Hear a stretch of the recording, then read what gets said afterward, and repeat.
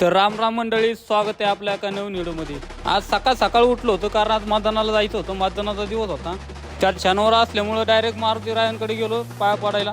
कसं आहे भैया, 5 वर्षातून एकदा संधी येते मतदान करायची, ती काय सोडायची नाही। कुणी घरी बसू नका, मतदानाला या, मतदान करा। कितीही मोठी निवडणूक झाली तरी मतदान हे मराठी शाळेतच ठेवलं जाते। आमच्याकडे तिथंच ठेवलं होतं। सकाळ आलो होतो त्यामुळे काही गर्दी काही एवढी नव्हती। मतदान पेट्यात अजून सेटअप लावायचा चालू होता, म्हणलं आता लावा सेटअप, काय विषय नाही। मी आता अजून थांबतो इथंच, अजून काही चालू नाही झालं। आता चालू झाल्यावरतीच कळेल विषय काय आहे काय नाही।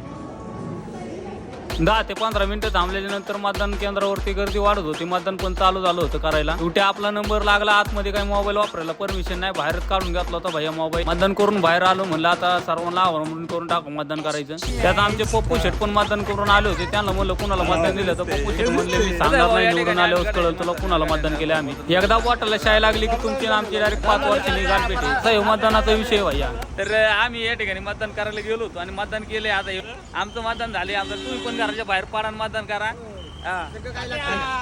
लक्षात ठेवा, सगळं काय लागतंय, सगळं काय लागतंय, एवढं लागतंय बस।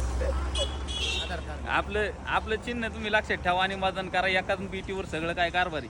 सकाळ म्हणलं जरा मतदान पण झाले। आता जरा चहाची 190 लावा जावं लागते। पप्पू शेटला म्हणलं चला आता कुठं हॉटेल उघडं सापडतंय का बघा। 100 मीटरच्या मध्ये काय कुठं हॉटेल उघडं सापडणार नाही, आम्हालाही माहिती होतं। त्या आम्हाला 100 मीटरच्या बाहेर लक्ष्मणचं हॉटेल उघडं सापडलं। म्हणलं चला आता त्याच्याकडे जाऊ चहाची 190 घ्यायला। साहेब पप्पू शेट आता म्हणलं पुढं जाऊन पप्पू शेटला म्हणलं ऑर्डर दे, काय विषय नाही, मी येतोय पाठीमागून।